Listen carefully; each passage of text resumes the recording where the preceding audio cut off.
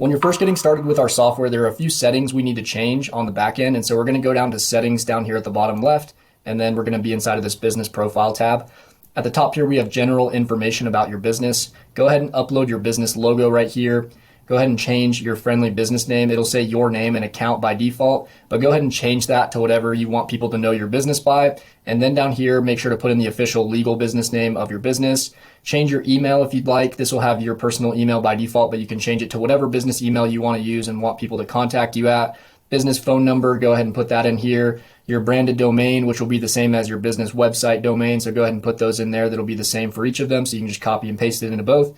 And then your business niche, you can select from this drop down here and select whichever niche your business pertains to, and then hit update information. Scrolling down, we have our business information. We can put in our business type, our business industry, business registration ID type, which will be like EIN number if you're an LLC. And there's a few others you can select from. And then actually type in your business registration number, whether it's your EIN or there's a few others you can also have if you're a different type of business. Go ahead and check this if you don't have a registered business, and that's totally fine. It won't affect you negatively in any way. And then go ahead and select the country in which your business operates, hit update information.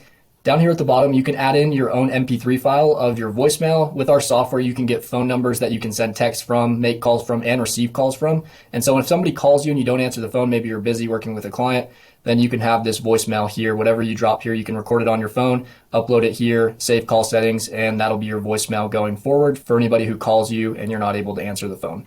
Going back to the top here, we have our business physical address. Go ahead and put in your address, city, zip code, state, country. Time zone is really important. This will be PDT by default. Go ahead and change that to whatever your time zone is. This is important because it connects to our calendar. And if your time zone is off, your calendar bookings will be completely off for your clients and your leads. So make sure you select the proper time zone that your business is located in and that you're located in. And then select English for your platform language and also select English here and hit update. And then if you want to have an authorized representative over this account in the software that's in charge of this account, you can add their first name, last name, email, job position, phone number, and hit update information. And then under general right here, there are a few boxes that we can check. We can check right here, mark emails as invalid due to hard bounce. That one's important because if we're emailing somebody and the email bounces because maybe they gave us a fake email, we don't want to keep emailing them or else it'll hurt the deliverability of our email. So we like to check that one. Validate phone numbers when first SMS is sent to new contact. That one's also really important because we want to make sure we're not sending text messages to landlines and fake numbers. And then verify email address when first email is sent to new contact. We'll go ahead and check that one as well.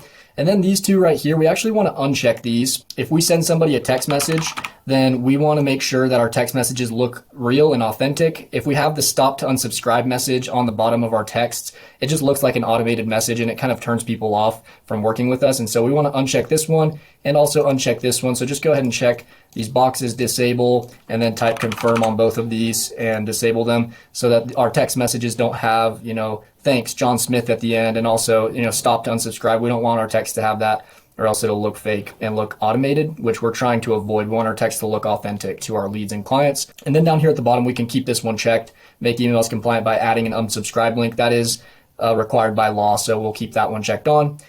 Contact duplication preferences, you don't need to mess with this. This is good. We'll keep this checked off. And then right here, missed call text back. So using our phone number with our software, if people call you and you're not able to answer the phone right away, we can send an automated text message to them that says something like, hey, this is location name. Hey, this is business 101. I saw that we just missed your call. How can we help? And you can customize this message to say whatever you want. So go ahead and fill that in with whatever you want it to say when you miss calls. This is a great feature that allows you to capture leads that maybe otherwise would have just called up the next business in the area. But because you texted them after the call didn't go through, they know, okay, they're going to help me. They're just busy, and they can start a text conversation with you, and you can still turn them into a paying client this way. So go ahead and make sure this is checked on, fill in the message you want it to say whenever people call, but you don't answer, and then hit save, missed call text back settings.